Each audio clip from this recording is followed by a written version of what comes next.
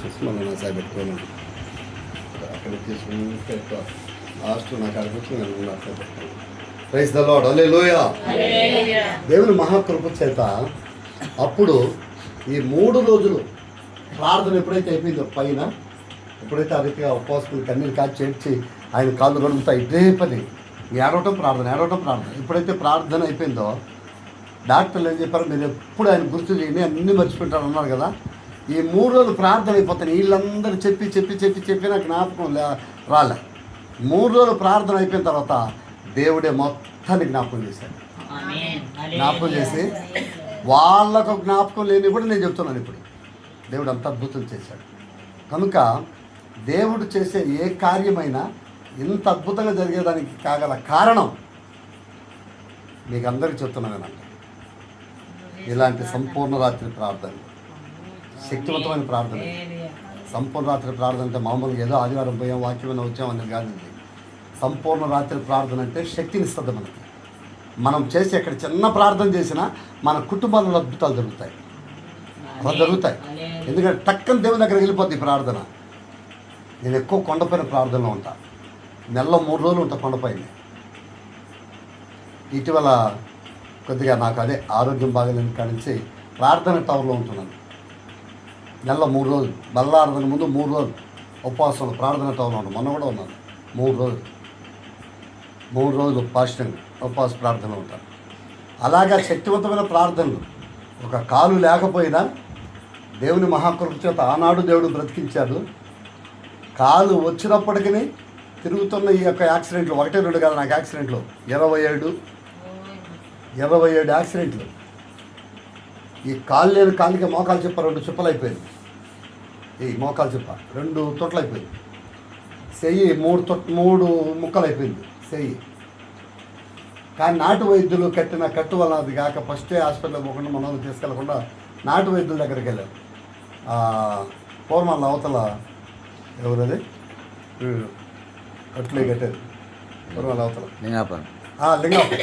లింగాపురంలో కట్టి వాళ్ళు కాక మళ్ళా అక్కడ పుత్తూరు కట్టు కట్టి కాక మళ్ళా తిరుపతి పోయి రమాదేవి హాస్పిటల్లో ఎముకల నరాల స్పెషలిస్ట్ హాస్పిటల్లో తీసుకెళ్తే వాళ్ళు ఆపరేషన్ చేసి రాడ్ వేశారు. ఇడిచిడికి ఇందో ఉంది రాడ్, ఇప్పుడు రాడ్ వేసినా సెట్ కాదా. అయితే నాకు ఇబ్బంది లేదు. బస్సు తోలుతా, లారీ తోలుతా, జీపు తోలుతా, కారు తోలుతా, ఆటో తోలుతా, రిక్షా తోలుతా, సైకిల్ దొక్కుతా, స్కూటర్ తోలుతా, అన్నీ బకెట్లు ఎత్తుతా, సిమెంట్ బస్తాలు ఎత్తుతా, అన్ని పనులు చేస్తా. దీంతో ఏ ఇబ్బంది లేదు. 27 యాక్సిడెంట్లో కూడా నన్ను బతికించింది ఎవరు? ఏసై. డబ్బు కాదు, ధనం కాదు, ఆస్తి కాదు. మొన్న యాక్సిడెంట్ 27 యాక్సిడెంట్లు వేరు, మొన్న యాక్సిడెంట్ వేరు. మొన్న యాక్సిడెంట్ లేరు అనుకున్నారు. అయితే మీరు అందరూ చేసిన ప్రార్థన వలన దేవుడు మళ్ళా నన్ను బతికించారు. ఈ 2026 సంవత్సరంలో ఈ ఫిబ్రవరి నెలలో ఈ రీతిగా ఈ సంపూర్ణ రాత్రి ప్రార్థనలో పోట్ల దృష్టిలో ఈ రీతిగా మనం ఉన్నామంటే దేవుడు నన్ను బతికించడమే కాదు, మిమ్మల్ని అందరినీ కూడా బతికించింది ఆయనే. మీకు యాక్సిడెంట్ జరగకపోవచ్చు, కానీ వచ్చిన శోధనలు, బాధలు, కష్టాలు, నష్టాలు, ఇరుకులు, ఇబ్బందులు, సమస్యలు, ఈటుపోటు మాటలు, రకరకాల శోధనలు, ఇవన్నిట్లో కూడా మిమ్మల్ని విడిపించి, మిమ్మల్ని నడిపించి, సమస్తాన్ని తప్పించి మీ పట్ల ఆయన గొప్ప కార్యాలు చేయబోతున్నాడు. అందుకని దేవుని సన్నిధిలో ఈ ఒక్క మాట ద్వారా మీరు జాగ్రత్తగా కాస్త ప్రార్థనలు బలపడండి. రోజులు బాగాలేవు, పరిస్థితులు బాగాలేవు. ఇంకొక మాట చెప్తున్నా మీకు, ఇంకొక మాట వాక్యం చెప్పే ముందు ఈరోజు తొందరగానే క్లోజ్ చేస్తాను, మీకు విడుదల ఇస్తాను ప్రార్థన అయిపోయిన తర్వాత. ఇంకొక మాట ఏంటంటే, ఇది నా హెచ్చింపు కాదు, ఇది నా గర్వంతో చెప్పిన మాట కాదు, నా అహంకారం చెప్పే మాట కాదు, ఉన్నది ఉన్నట్టు చెప్పే పరిశుద్ధాత్మ దేవుని యొక్క మాట. ఏంటదంటే, ఇలాంటి ప్రార్థనలు, ఇలాంటి కన్నీటి అనుభవాలు అన్ని సంఘాల్లో ఉండవు. పెద్ద పెద్ద సంఘాలు కొన్ని లక్షల మంది రావచ్చు. నాకు తెలిసి 40 ఏళ్ళు కొన్ని వేల సంఘాలు చూశాను. ఇండియా మొత్తం 29 రాష్ట్రాలు తిరిగాను. ఇటు బాంబే, ఇటు కన్యాకుమారి, ఇటు కాశ్మీర్ నుండి కన్యాకుమారి వరకు. కాశీ కూడా వెళ్ళా, కాశీ వారణాసి కూడా వెళ్ళా. ఇటు బాంబే, కళ్యాణ్, దాదర్ ఇక్కడంతా వెళ్ళా. ఎన్నెన్నో రాష్ట్రాలు తిరిగా, కలకత్తా, గుజరాత్, అన్ని ప్రాంతాలు తిరిగా. అన్ని సంఘాల్లో తెలుసు నాకు, అన్ని సంఘాల్లో నిలబడి వాక్యం చెప్పగలిగాను. దేవుని మహాకృప. అన్ని సంఘాల్లో కొన్ని లక్షల మందిలో కూడా దేవుని వాక్యం చెప్పాను. కానీ నేను ఈ మాట చెప్పేదానికి మరి హృదయపూర్వకంగా చెప్తున్నాను. ఈ మాట ఎంత పెద్ద సంఘాలు ఉన్నా చక్కగా వాక్యం చెప్పుకుంటారు, చక్కగా నడిపించుకోగలుగుతారేమో, కానీ ఇలాంటి ప్రార్థన ఉండదు.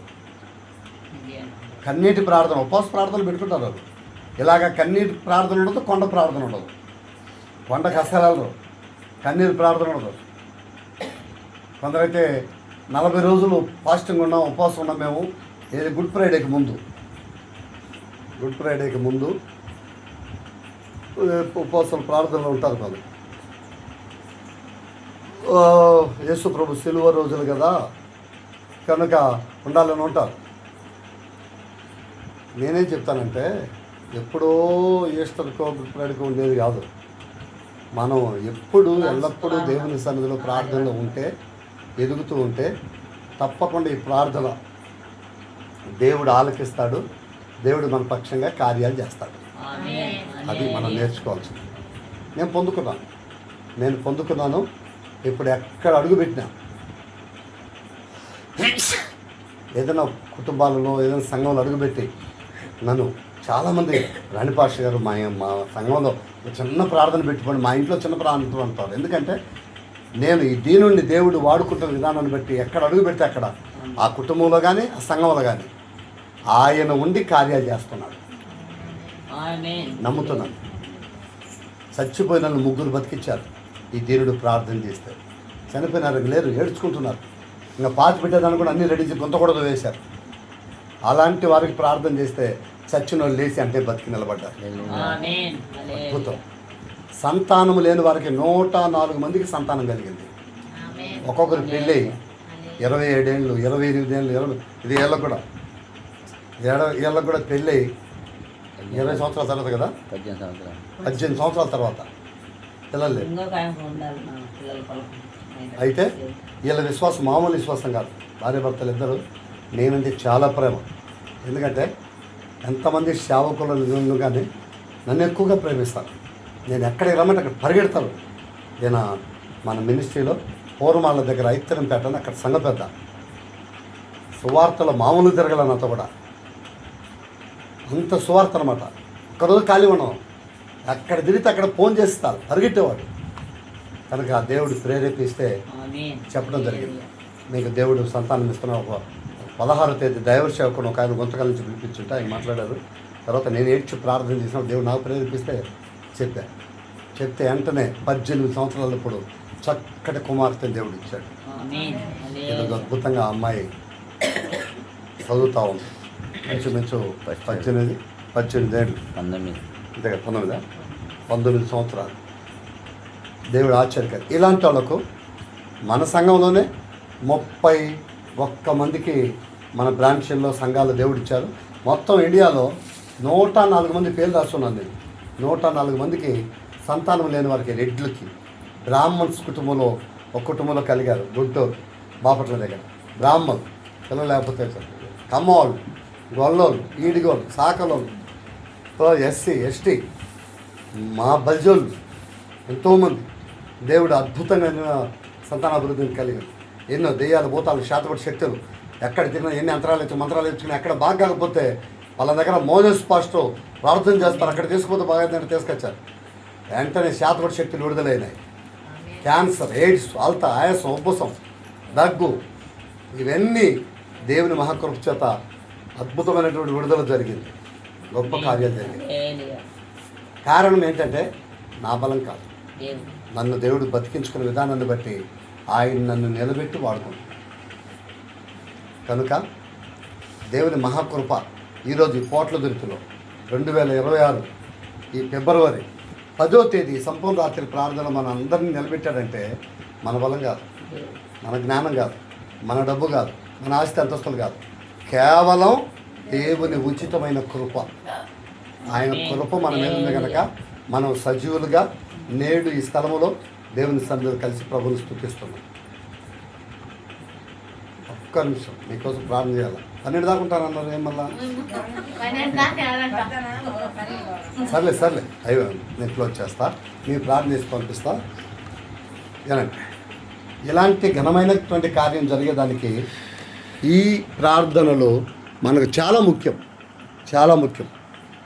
కనుక మీరందరూ కూడా దేవుని మనందరికీ తోడై ఉండునట్లు నిరీక్షణ ప్రభు సన్నిధిలో మనం ఉంటూ ప్రార్థిస్తూ ఉన్నటువంటి ఈ యొక్క స్థలంలో దేవుడు మనపక్షంగా చేసే కార్యాలు తప్పకుండా జరుగుతాయి. పోయినసారి ఒక మాట చెప్పా, మీకు గుర్తుందో లేదో, మీకు ఒక మాట చెప్పా పోయినసారి, మీకు గుర్తుందో లేదో మరి. మీరు అదో భోజనాలు చేశారు, భోజనాలు తెచ్చారు ఇక్కడికి. ఇట్లాడప్పుడు ప్రార్థనప్పుడు మీకు ఒక మాట చెప్పా.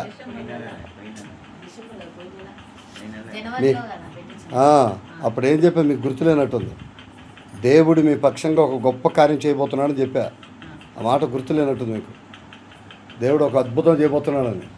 ఇప్పుడు ఆ అద్భుతం రిజల్ట్ మీరు చెప్పారు కదా, ఇప్పుడు రేపే అది క్లోజ్ అని. అదే అద్భుతం. ఆ సమస్య, ఆ శోధన, మీకు తలలు పగిలిపోయినటువంటి శోధన, అది మామూలు శోధన కాదు. ఎప్పుడు చూసినా డబ్బు పోవటం, అది పోవటం, తిరిగినా కానీ మంచిగా శాంతి నెమ్మది లేకుండా ఉండే పరిస్థితి. ఇప్పుడు దాన్ని దేవుడు తీసేస్తున్నా కనుక ఎక్కడి నుంచి ఇప్పుడు మీకు శాంతి నెమ్మది కలుగుతుంది అద్భుతంగా. కనుక దేవుని మహాకృప అది అలాంటి సాక్ష్యాలు